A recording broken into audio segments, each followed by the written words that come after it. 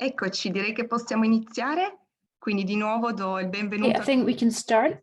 So I'd like to welcome everybody once again. It's always wonderful to meet up again. Our network's becoming ever larger and ever more active, so it's wonderful to see so many of you here this evening. We will share the recordings with you, the next newsletter.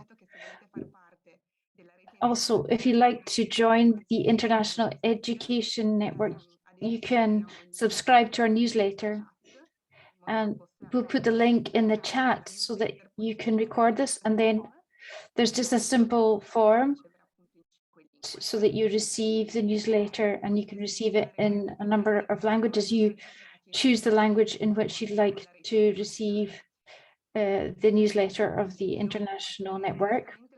Thank you very much, everybody. I want to give the floor to our moderator now, Jorrit Kiewik, who's in charge of the Young People's Slow Food Network. This evening, we have a group of women who will tell us how to get involved in schools with educational projects and how the slow food programs can become involved in the school programs. They'll tell us about their experiences, which we will soon, and these experiences are from Uganda, Mexico, and Spain. Then there will be an opportunity for each of you to ask questions at some point during the meeting. So if you want to note them down in the chat, you can do that. We will take the time to answer them. Or if you want to tell us about some of your experiences from your own countries or regions. All right, welcome everyone. Thank you so much, Eleonora, for giving this wonderful introduction. And I am so happy to see so many of you here. We're currently with 160, and I see every moment new people coming in. It's wonderful to show the interest in education. Before I start presenting what's going on today and our first speakers, I would like to say a few words on who I am and why I particularly are interested in education. I am Jorrit Kiewik. I am, as mentioned, the executive director of the Slow Food Youth Network. And I've been growing up at a small-scale dairy farm back in the Netherlands. In the time that I have been working for Slow Food, I have been carrying out a variety of campaigns with regards to education. And if we speak about slow food and education, you might wonder, why is slow food actually focusing on education? This is something very clear. Slow food has been existing for over 30 years. And in these past 30 years, thousands and thousands of activists from all over the globe have been focusing and sharing their efforts in order to make the food system more sustainable.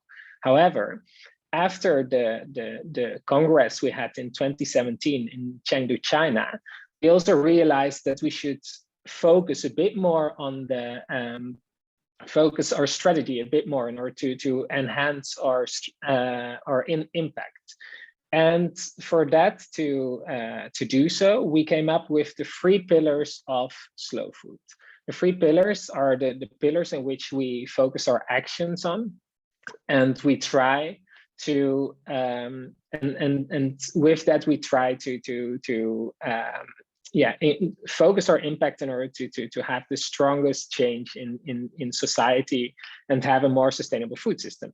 The 3 pillars are saving biodiversity. We try to promote farmers and producers to protect and preserve biodiversity, but also inform consumers about which products we like to see on our plate and how this influences also our globe. Then we focus on advocacy. We try to share with institutions with bigger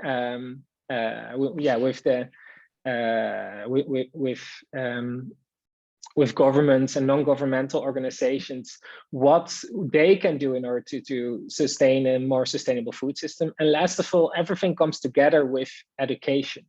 By having a strong education, we know that we can educate young people, we can educate professionals, and we can teach consumers what they can do in order to live in a sustainable possible way. Today, we're going to speak about how we can get as slow food activists towards the schools. What can we do in order to educate children in schools, and how do we even get in these schools? So for that program, as Eleonora already mentioned, we will hear from Aventus from Spain, and who will give us an introduction about how to get in touch with schools. After that, we will have two best practices. The first one of Monica Nabaza from Uganda, who shares the role and the importance of slow food activists when it comes to getting in touch with schools. And last of all, the role of teachers when introducing slow food thematics within the curriculum. And about that, Monica Orduna from Mexico will share her experience. Before we kick off, however, I'd like to share some personal experience and motivation on why food education is so important.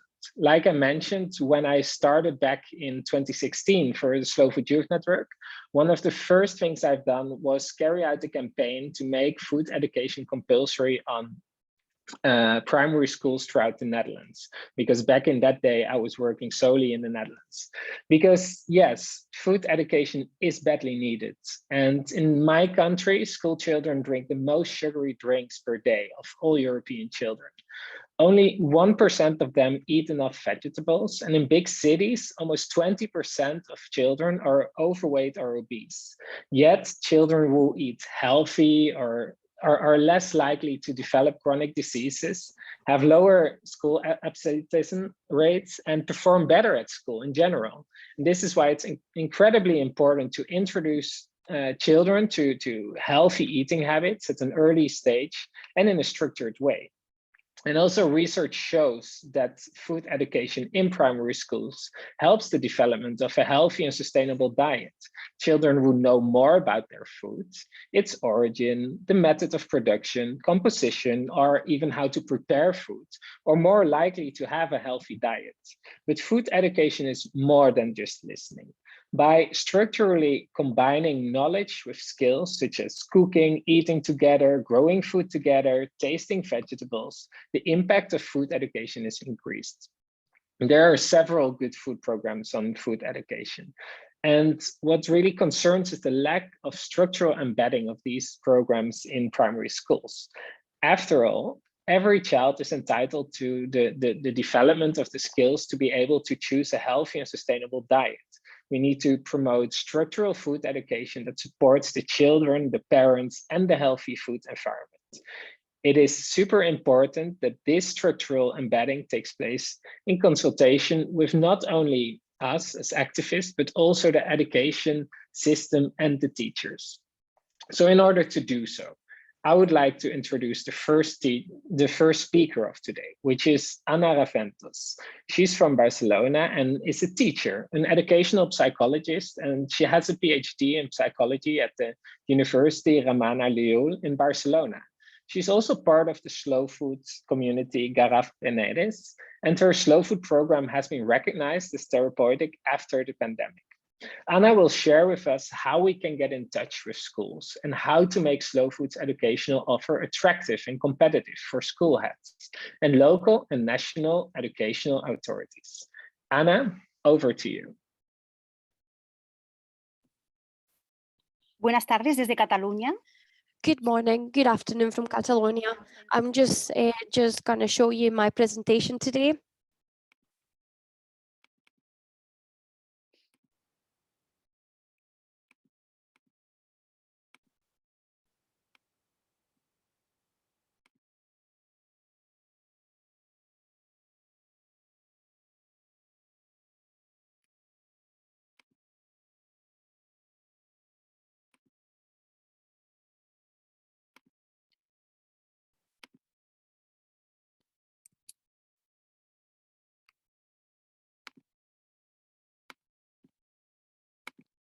¿Se escucha? Can you hear me? We hear you well, thank you. ¿Se puede ver? Can you see it? ¿Sí? Okay, ¿Empiezo? and take it as a yes. Buenas tardes desde Cataluña, me llamo Ana Good afternoon. My name is Aina. I'm in the area of Aventus, and I'm just going to show you how we introduce this project in our schools. The slides that we can see now, it's basically a context, the pilot schools, how we implement this project in schools, and the eating disorder hospitals. ¿Se me escucha bien? Are you sure you can listen to me? Yeah? We hear you well, but we don't see your presentation yet. ¿Es correcto? ¿Se me escucha bien? Sí, pero no se ve tu presentación.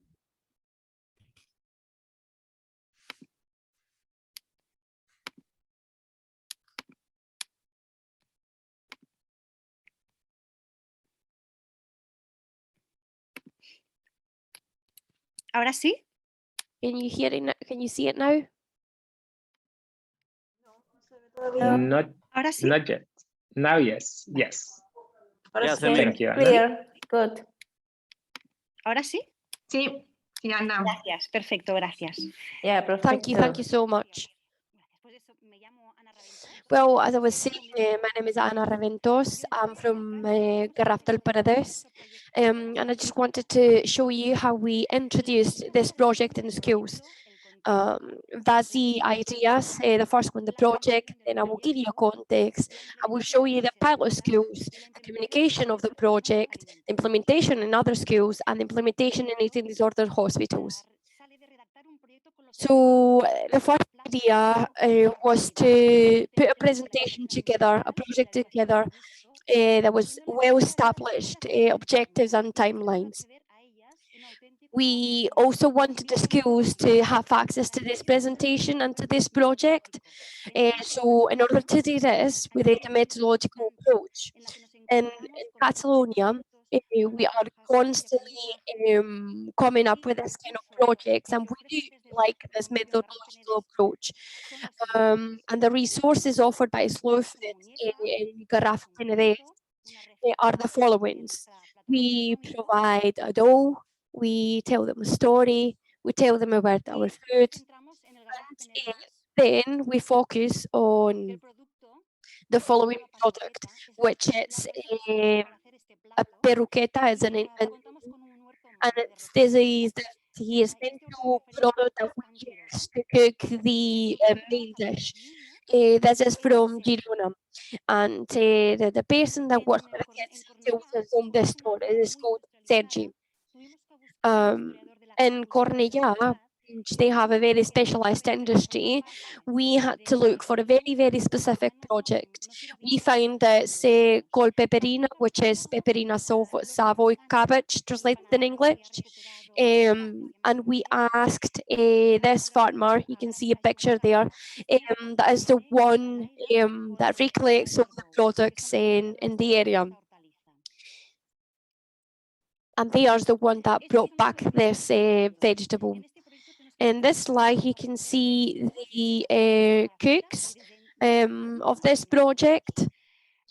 We always try to preserve and to have a nice environment that we could work in. We also try to work united all together.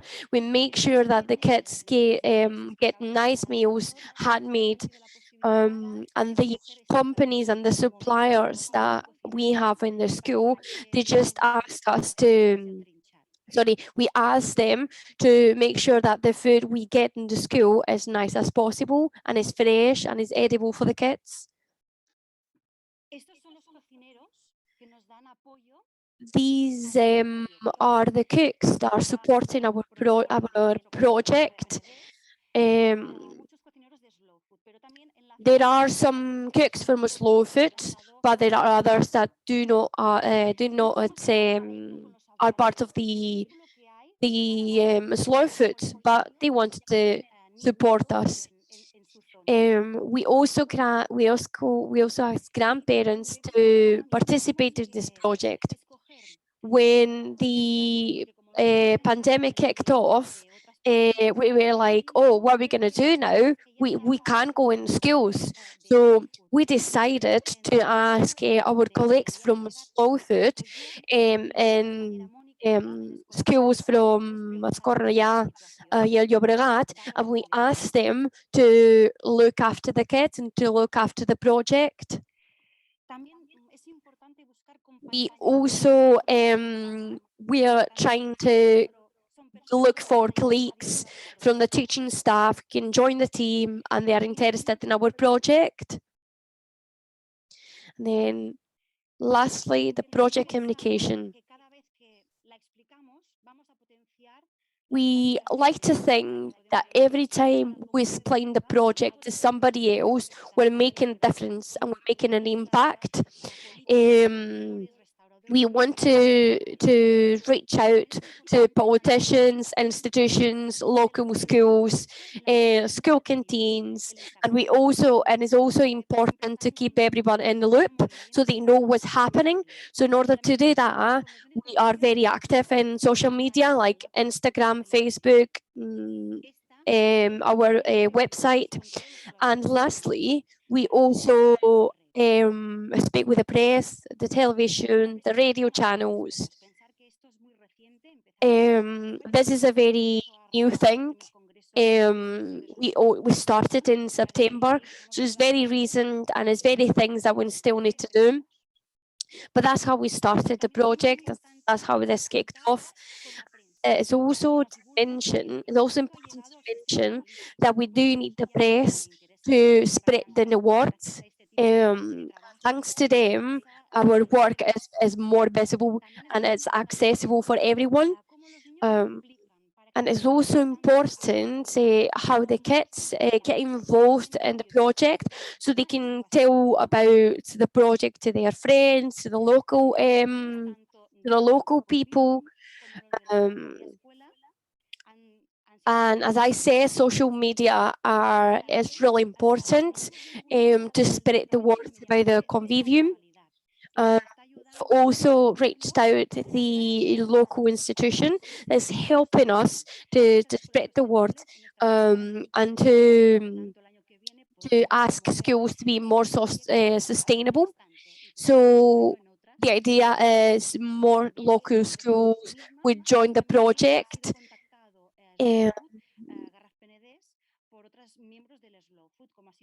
And then they've got other members from Slow Food that contacted Del Garrafe Penedès through other organizations. Then there are other organizations that get in touch with us, like l'Area Metropolitana de Barcelona. So they're very, very close to Barcelona. So the idea is the project goes and spread out around Catalonia, not just in one location. The next slides shows how the council helps us to spread the word, and we just had the green light from them to spread our project, to tell people about it. And they let us to talk about local products like the one I just mentioned at the beginning. So the council let us have like meetings to explain our projects to people, to show the people our products, and that's a really good idea because the kids see that the project is kicking off and the project is getting bigger. We also really want this project to be a thing because there's a lot of eating disorders. And that's why I really wanted to implement an eating disorder hospital. So we implemented 18 habits in schools. And in order to do that, we thought that we could implement a therapeutic program adapted from the model school with a psychoeducational project. So we have two Slow Food members here that will just go to the hospital, and I will just show you who I'm talking about. They are my team. They've done a great job trying to get people to join the project, getting in touch with organization. And even though the project is really new, it's really fresh, we're just trying our best to get in touch with everyone. So thank you very much for coming along and listening to me from Catalonia. You've got my details over there. Thank you very much, interpreter, and thank you, Slow Food, for this presentation. Thank you. Thank you so much, Anna, for this presentation. It was very helpful to see how you and your community are getting to the schools and also getting education towards the schools. And to wrap up real briefly for everyone here, it is a matter of basically a list of steps, of which the first one is to start drafting your project with well-established objectives and timelines. Secondly, you need to follow a methodological approach. Then you will find out what the resources are which are offered by your local slow food community.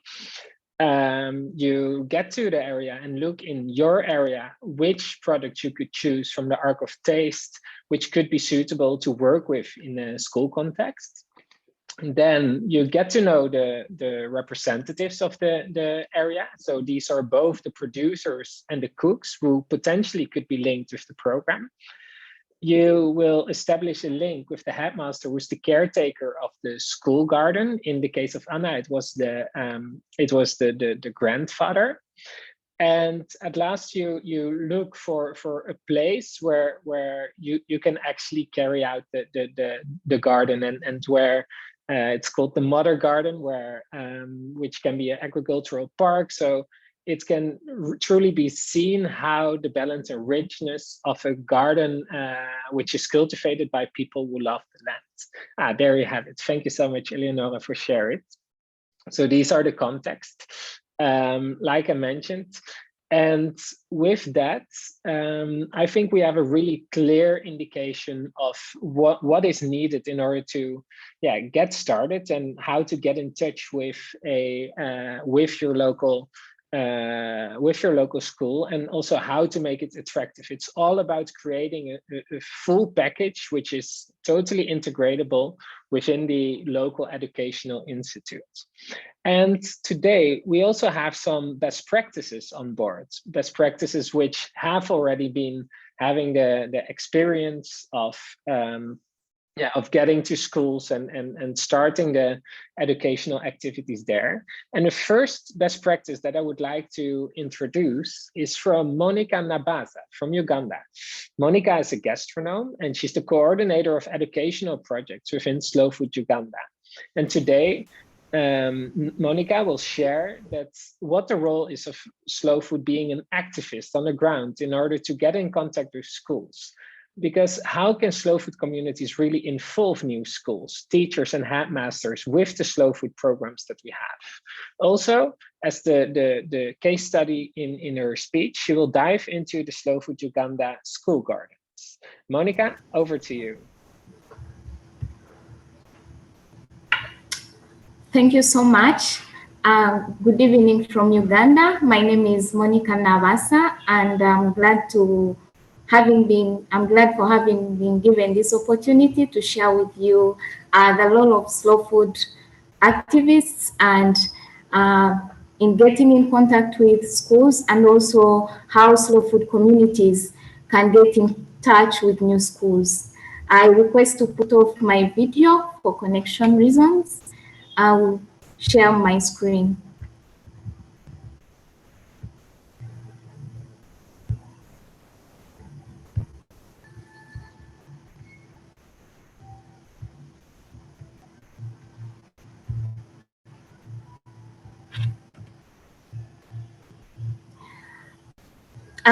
First of all, slow food activists are really important in slow food education activities in Uganda because most of the work is voluntary. So all the activists we have are really passionate about good, clean, and fair food. And they always approach schools, communities, and even public institutions. So when they approach these schools, they explain about slow food, the philosophy of slow food. They go into details of agroecological principles, and it is always easy to attract school leaders like headmasters and garden teachers to be part of Slow Food Uganda, because there are so many issues affecting the food system, especially at the level of production, like the use of synthetic chemicals. Most people are now aware that synthetic chemicals are really dangerous, but they don't know how dangerous they are, and they even don't know the possible solutions or the alternatives to use. So when slow food activists come in and explain about solutions like use of organic pesticides,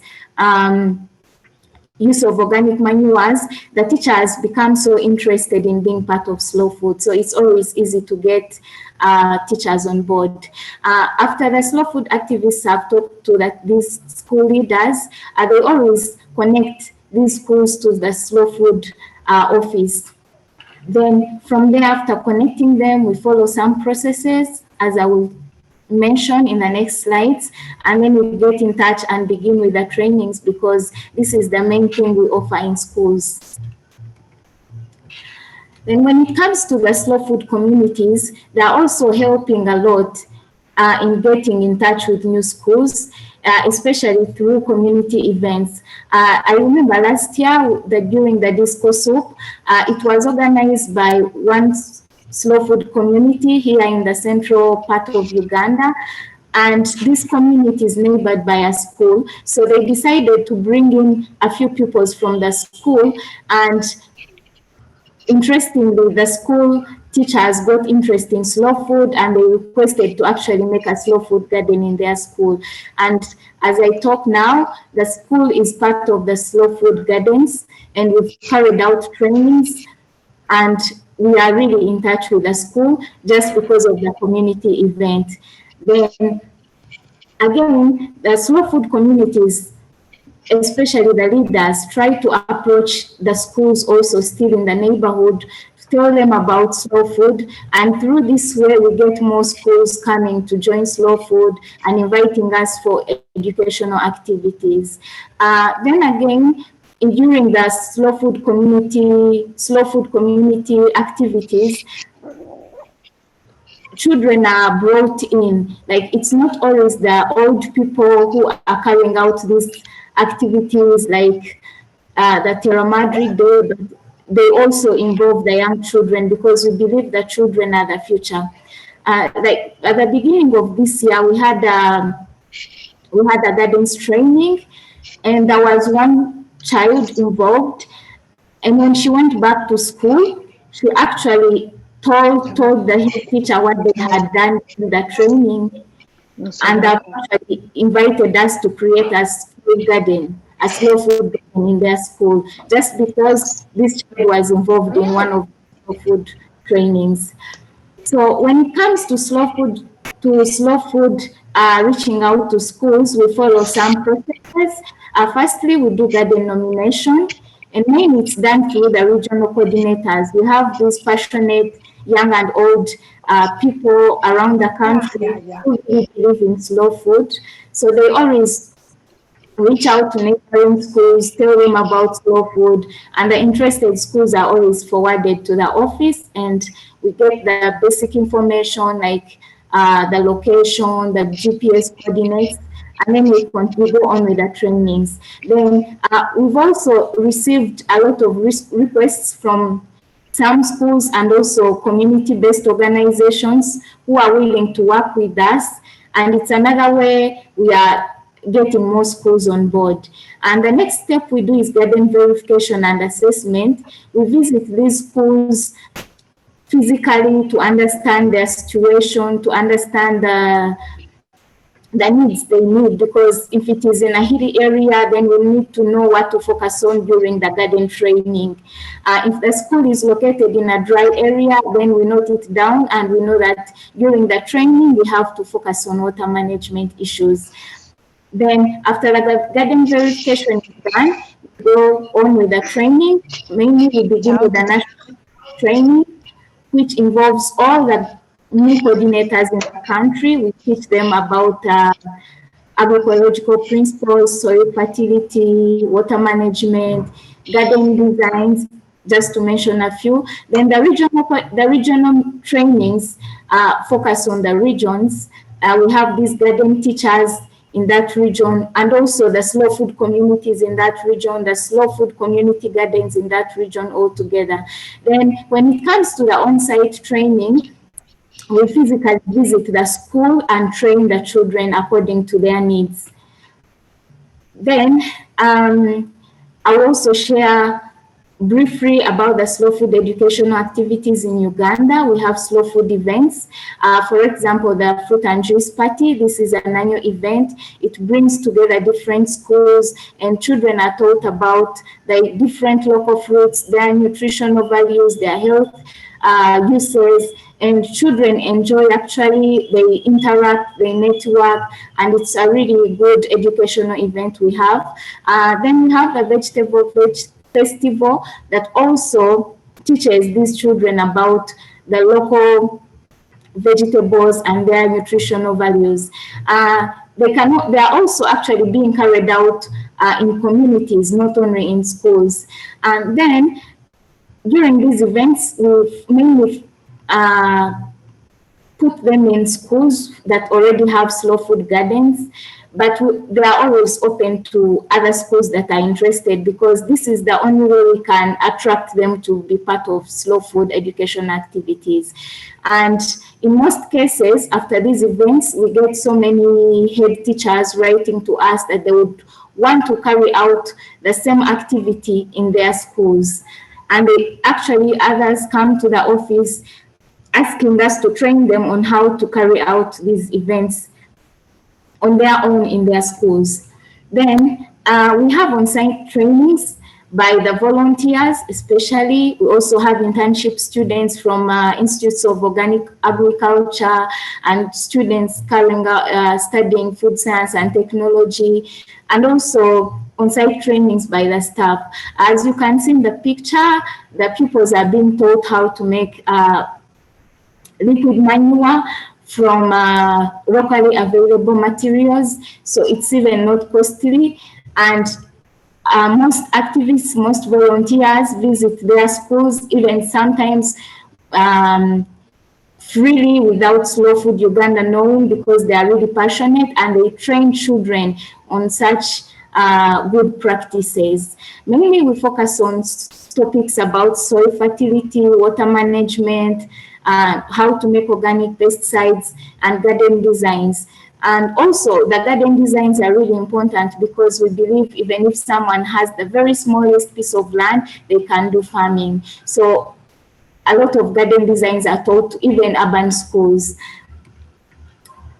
Then for sustainability purposes, whenever we have a slow food garden in a school, we form young farmer clubs, and we have to make sure that this club has children from different classes. Here in Uganda, in primary, we go from level 1 to level 7. So we make sure that the chairperson, the secretary, the storekeeper are from different classes, so that when one leaves the primary level to the secondary level, there is at least a pupil leader that knows about slow food. And in this way, we are also promoting food leaders in the schools.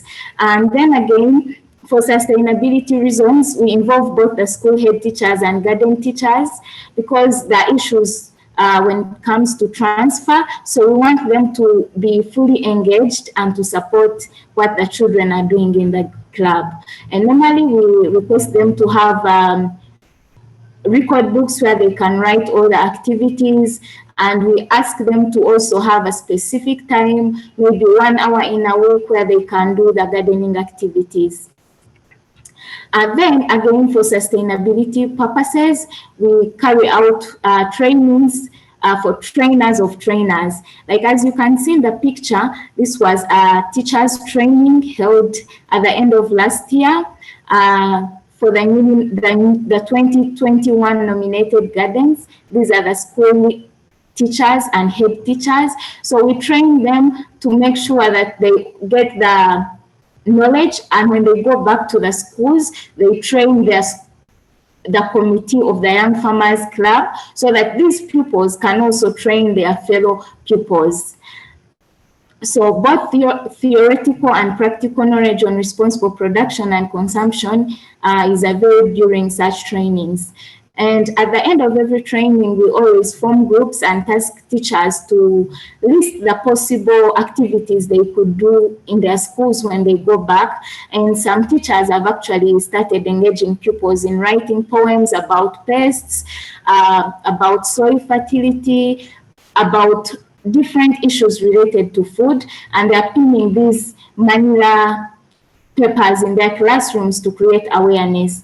And I've also involved them in quizzes, they've actively engaged them in gardens, and actually some other schools have engaged their pupils in competitions, in cooking competitions, eating competitions, because they really want to create awareness about good, clean, and fair food.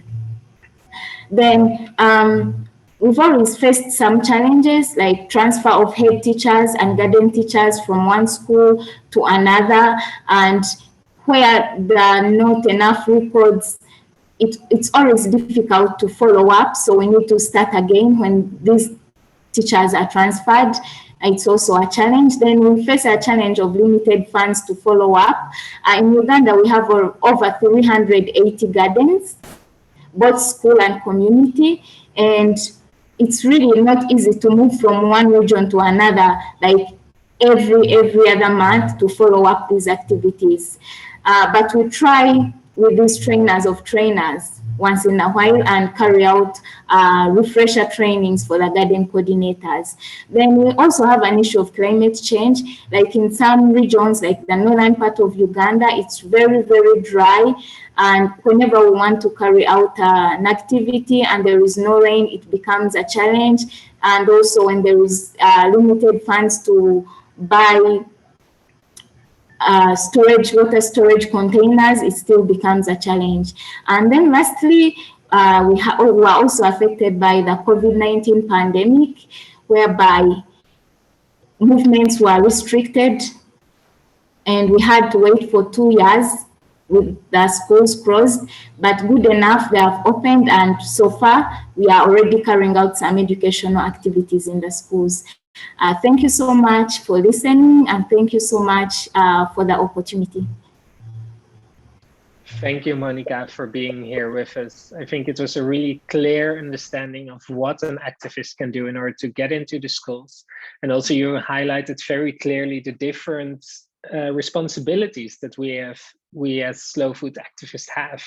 For example, to educate people about slow food, to attract people to slow food or schools to slow food by organizing the events, to connect schools to slow food and give the trainings to the teachers.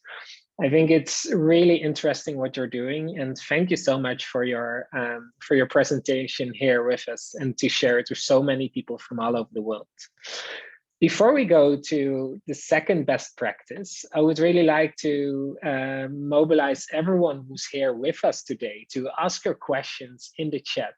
After our final presentation, we will dive into the questions that you have, and we will ask them and debate them with the people who have been presenting before. So feel free to ask all your questions in the chat, and in order to do in the best possible way, don't forget to mention your name, location, and the focus of your question. Then finally, I would like to give the floor to Monica Orduna Souza. She's on the other side of the globe in Mexico, and she's the academic director of the Faculty of Gastronomy of the popular autonomous University of the State of Puebla. Monica will speak today about the role of teachers and the headmaster in introducing slow food teams within the curriculum. What are the main challenges you face as being a teacher, and what are possible solutions in order to overcome them? Monica, over to you. The floor is yours. Muchas gracias por la presentación. Thank you very much for your presentation. Good morning, good afternoon, good evening to everyone. I'm just going to share my screen. We just put together a presentation. We just created this with the University of the State of La Puebla.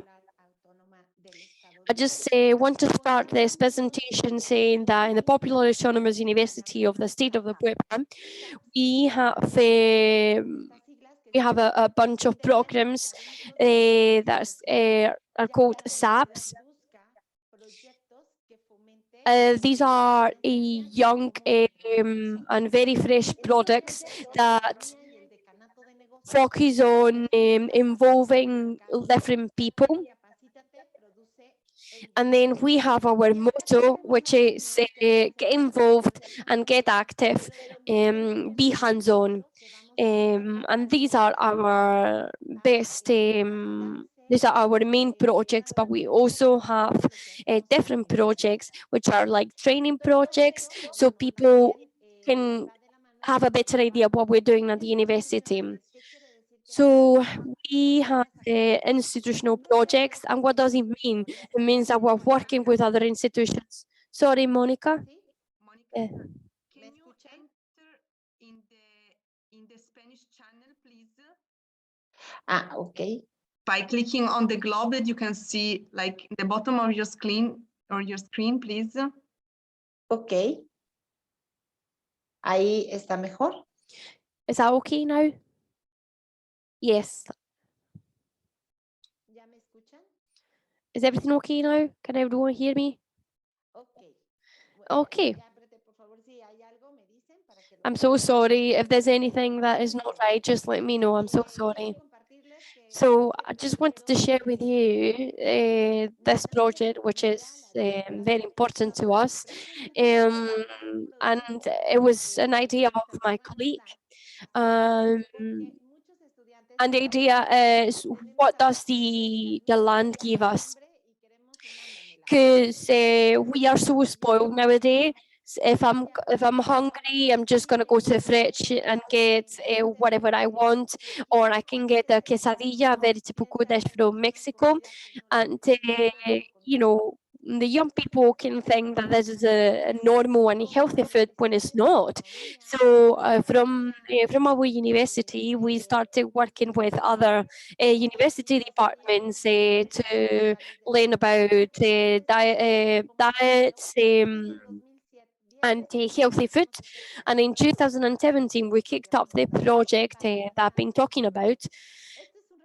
This is a summary of what I've been doing for the last couple of years. In 2018, we joined our friends, the Arc of Taste, and we joined our colleagues from other institutions.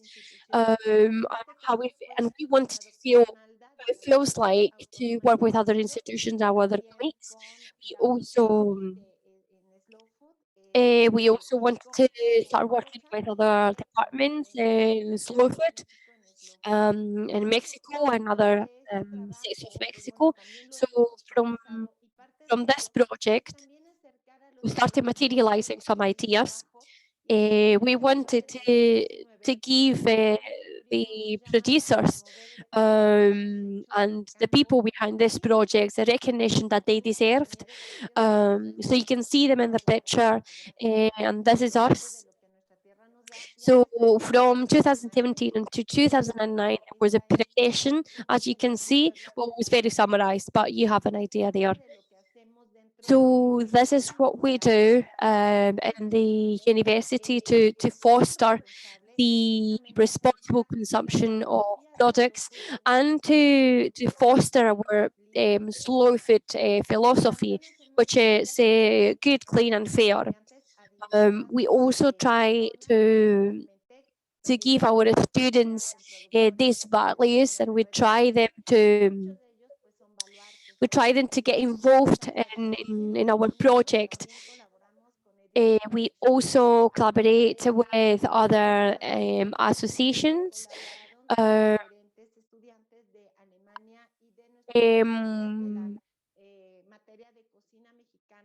So there was a students that were studying Mexican cuisine, and there was an exchange with German students and Mexican students that basically changed their opinions, their typical foods and stuff like that. And now, as you can see on the screen, I just want to let you know that this is not my own project. I'm not by myself. I have a lot of people behind me and supporting me that are, are a great support. And we, for that, I just want to tell you about this specific problem because we committed to La Puebla to see what we could do for them. In this picture here in the middle one, you can see Alfonso. He's in Slow Food in Mexico. We also have in the left-hand side, we have the chefs. And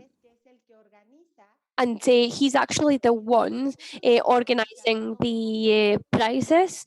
And the prices that he organizes are with local foods. So I believe this is an idea to motivate the students to use local products and from Mexico and from the regions.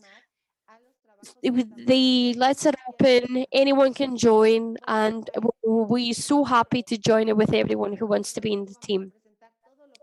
In August, we will present we will present in a meeting everything we've been doing for the last couple of years. It will be open registration, so you can just enroll whenever you want.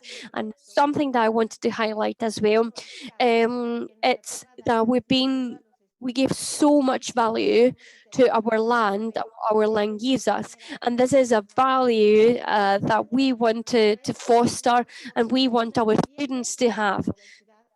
Because when you enroll in the university, you have an open-minded and you're open-minded to learn about absolutely everything. So we teach them about local food and we take them to our plots. So normally in summer, we have a lot of students from across the globe, especially from the States, and we also take them to these plots, and they are absolutely grateful that we take them there, and they are absolutely happy with that because they have the opportunity to look after the products, to package them. And actually them, the students, and ask them to take them to this plots to teach them all the stuff that I was talking about. And that's it. Last slide, I believe. It was the El Día de Muertos in Mexico. That was last year. And it was an event that we organized. And I want to thank my colleagues who were there. And it was an event for us to share our traditions. So we were there as a Slow Food and as a university representatives. We had Slow Food Mexico that was supporting us. And then you have a picture with these people sitting there. That gave us a conference about how to elaborate a very, very typical dish from Mexico. And the very interesting thing here is that this guy is a producer of this fruits, chile en nogada, and she's also a traditional cook. So in this way, we approach to people, to young people, to our students, and we tell them that we are here for them, and we want to show them all these amazing things. The project Art of Taste was very, very successful. We are about to publish the second book, and that's gonna focus on central Mexico and the north of Mexico. This next slide shows you the participants in the project. and there's the students that are participating in this program, but there's also people from Slow Food that come and join us. We went to Santa Clara de las Manzanas, and we put together a video that were collected for us. So the students came along and they had the chance to meet the presidium.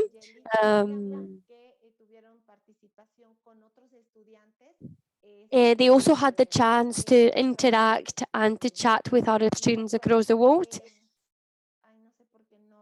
Oh, I'm so sorry. It says as an error. Maybe it's my connection.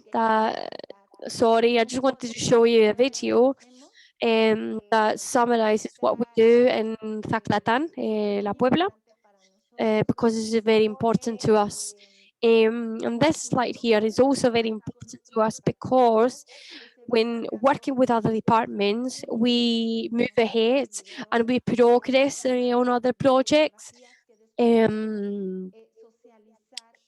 So after that, after we've worked out with other programs and we socialized with other programs, we can tell the press and we can get in touch with the media so they can publish what we do, and they can advertise our projects. We also talk with the governments, with the national institutions, with the public institutions. So I think that's very important to spread the word and to raise awareness about our products. But at the end of the day, what we want is to promote the local consumption of local products and raise awareness, as I said.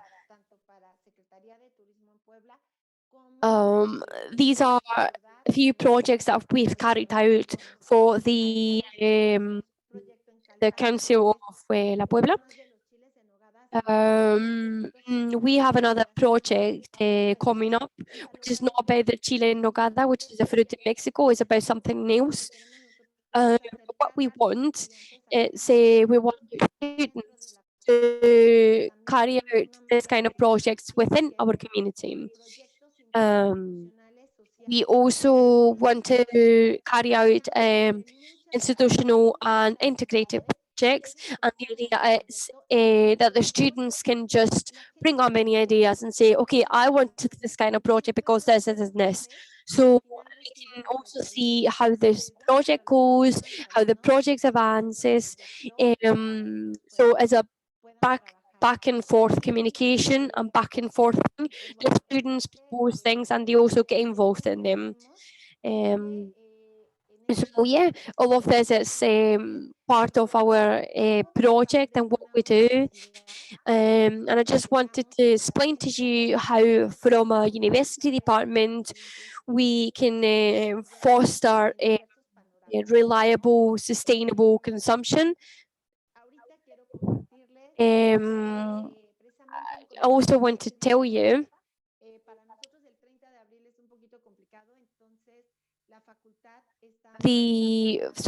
from the university department, we want to welcome products from our own students, and then we'll cook these products with them. Especially, this is a really interesting activity, especially for the ones who are foreigners, because that gives them the chance to prepare foreign dishes, and for ones that are locals, they give them the chance to cook their own food in a sustainable way. And it's also very important to highlight the ecological footprint. And I want the students to see this product as a local product, as a product from La Puebla. And I also want the students to see what happens in terms of money and in terms of sustainability when you waste food. So this is all the concepts that we work in our department. So thank you very much for listening to me. Thank you very much for coming along. These are my contact details, and it's been a pleasure for me to be presenting for you. My email and my inbox are open for any time you need. So thank you very much. Thank you so much, Monica, for sharing your experiences with us. Thank you to all the speakers who have been sharing their experiences with us.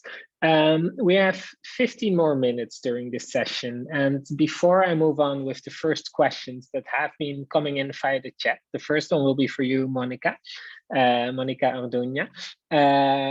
I want to ask everyone who has questions or challenges or ways that you need help, or where you think that Slow Food can support you.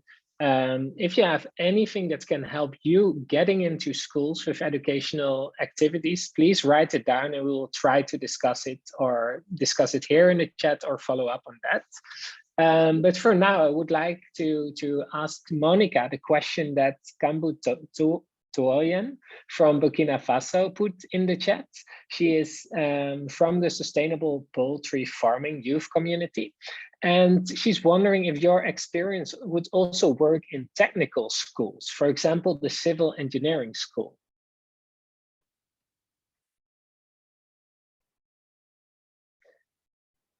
Sí, claro, claro que sí. Yes, that's correct. I can also work in technical schools and departments. There's no restriction for us to get access to information. So what I mean is, even when people from other countries come to Mexico, we socialize with them, we establish communication with them, and we also share everything we do. So in general terms, we just want to come together, we work really hard, and with Slow Food, but in a bigger scale. We have some allies here in Mexico. There are students that come through the social services. We also work with food banks. So as a moral of the story, we want to share what we do so people know us, and there's more people that want to get involved. But as I said, our main goal here is to raise awareness and to tell people how valuable these products are. And it's really sad, some of the approaches, like, I'm just going to leave my plot and, the crops are going to be wasted. But this is something that, could be in any area, not just this one. Perfect. Thank you so much for this contribution further.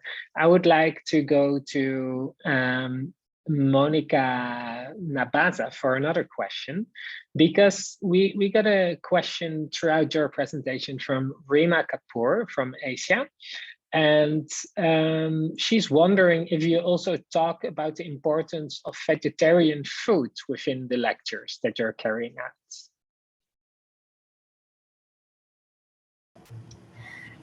Thank you so much for the question. We don't go into...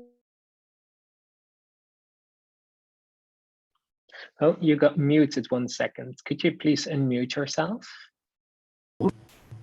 Yes, thank you so much for the question. We talk about it, but not in a direct way, because most people here are actually like eating everything. So very few cases of vegetarian, vegan, and lactose intolerances. So we approach it in a way of responsible consumption. So for example, the meat is produced with a lot of antibiotics, not in a very clean environment. We encourage people not to consume the meat, but we are not so much specific with the vegetarian issues. Thank you. Thank you for answering that. I hope that with that, also the question of Rima is answered. Before I go to the next question, I want to ask a question towards everyone, which is from Julian Jeje from Africa. And this is more about specific techniques. So if you have the answer to this, feel free to write it to educazione@slowfood.it, which is most of our gardens are in really sandy areas where there is a need for a specific technique for this kind of space. Is there someone who has an answer? In case you have the answer to this, please send an email to the email address that Eleonora will now put in the chat. And then I would like to go on to a question for Anna, which actually came by a variety of people. Anna, the question is, people would like to know how do you really get into the schools? How do you make sure that the teachers and the directors see that it's interesting that we're doing? What are like 2 tips that you can give in order to see from the inside of the school what is interesting to get in? Bien, como os comentamos, well, as I was saying, that because of COVID, we had to build our own schools. So from there, to the media that they were sharing our work, a lot of schools showed interest in what we were doing. So the headmasters helped us a lot, gave us a lot of support, and I think that was the trust was a fundamental thing. So instead of starting from schools where we were not really known, we did the other way around. We started building our own schools, and then we spread what we do. So the producers started in schools. They're not used to this kind of vitamin. So they have to learn from the scratch. They need to learn how to cook, how to deal with children. So this is a very important topic, because as you can imagine, in the rural areas, it's more difficult to teach kids and to teach older persons. But we also want to establish a link between us and our land, because we go so fast, and we don't realize that as a society we're far away from production. We don't really know where the products come from. So our school gardens in Catalonia, a lot of schools have school canteens and loose gardens, but the process between school gardens and school canteens, we just forget about the process, and with this process we just wanted to show everything.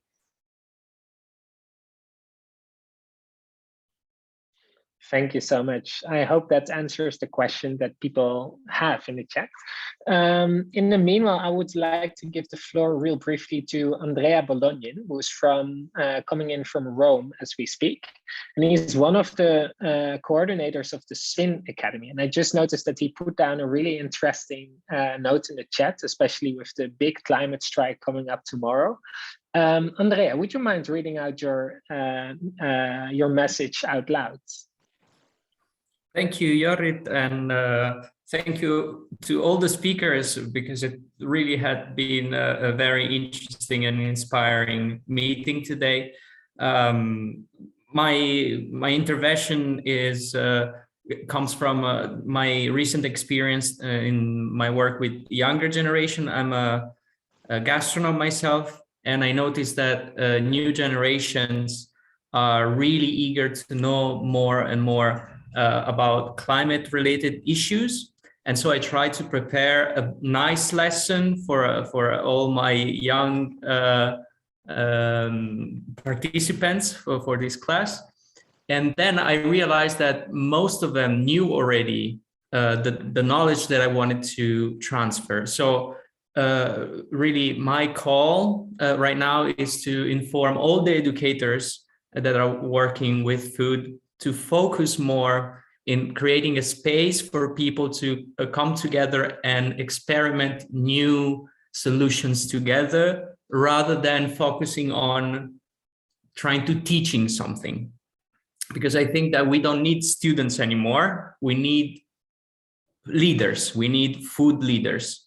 We need people that really take action. And so instead of teaching people, especially young generation that are full of passion and knowledge, instead of teaching them how to do things, let them experiment, let them come up with new solution, because the world as we are giving to them, it's a mess. So we don't know the answers yet. And I think I really trust that they have it. Thank you. Thank you so much, Andrea, for sharing these wonderful words with me.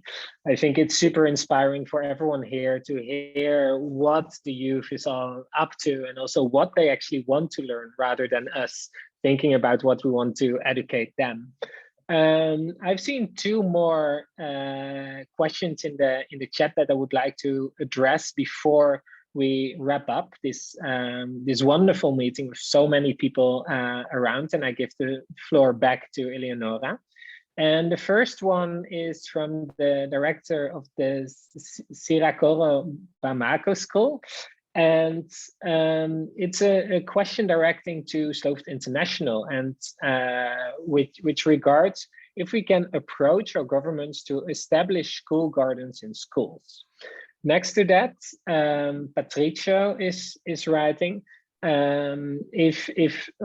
he asked how we can present food education and the concept of slow food within schools. I think these are two very similar questions that are not just a question related to any of the speakers here or any of the people in this room, but I think it's a more governmental question. I think, yes, we need to address governments, we need to address policymakers, we need to address schools in order to have more food education at primary schools. We have to educate the next generation in order for them to grow up in a world worth living in. However, I also believe that with the call to action that I mentioned in the beginning of this call, in which we speak about that we have to preserve biodiversity, we have to educate the wider audience, and we have to advocate for the people in charge to make a change and make the change that we would like to see. I think it is incredibly important that we join forces, that we are together in calls like this, that we support Eleonora in the work that she's doing from headquarters and trying to spare point everything that we're doing. With regards to the presentation, I'm sure that there are already presentations available that you could use in order to present towards your local school. There is plenty of educational materials available within Slow Food, and in order to reach that, you can again reach out to education@slowfood.it, which you will also find in the chat. But also, I would highly recommend to become part of the newsletter, the educational newsletter, which you might have already been subscribed to, in which Eleonora shares a lot of different initiatives and tools that you can use in order to get towards the to reach out to schools and make a difference there. Then with regards to the governments, as soon as you would like to reach out to your local decision maker, either in your municipality, in your local community, in your province, or in the country, or even in the continent where you're living in, feel free to reach out again to Eleonora, and we can make sure that we can do it collectively, that it's not one voice coming from one person or one community, but that we can do it as Slow Food. And from that perspective, I would also really ask to stay in touch with us in the headquarters, with the coordinators, with your local contact from Slow Food, in order to really create a change. This information is super relevant, and I think we have heard a lot of relevant information tonight. And with that, I also see that the time already flew by. And before we close off, I would like to give the floor to Eleonora for a final wrap up of this meeting before we lose the availability of our translators and the people who have scheduled their meetings. So I would like to thank you for being here. Thank you for speaking with us and sharing your thoughts and educating ourselves with each other. And with that, I would like to give the final floor to Eleonora Lana.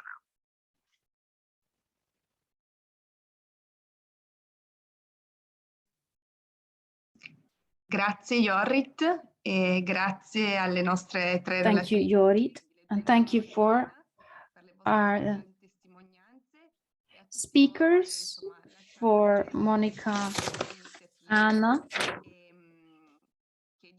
and Monica. Thank you for everyone who's made a comment, who's given a reflection. Thank you, everybody. In the next newsletter of April, we will send you the recording of the meeting in the 4 languages. And then we will create a decalogue with practical steps for how to enter schools. This was the objective of the meeting. The next step is how to get into the schools, and that will be the next meeting. We've already run a meeting on the art of taste entering into school. But if you subscribe to the newsletter, you will receive many pieces of advice, tools on how to make a contact with schools. So please keep in touch and we can help you. And you can also contribute by sending the materials that you are producing locally. At the end of the day, in the newsletter, as we already said, that we're going to have this newsletter that tells you about what Slow Food is doing in schools. We're going to put in the chat a questionnaire for you to fill in, and we're going to ask you about what your main activities are in the schools. And we're going to ask you to tell us about what you're doing. And if you could just leave us your contact details, your name and emails, and we will give you all the contact details of the speakers today as well.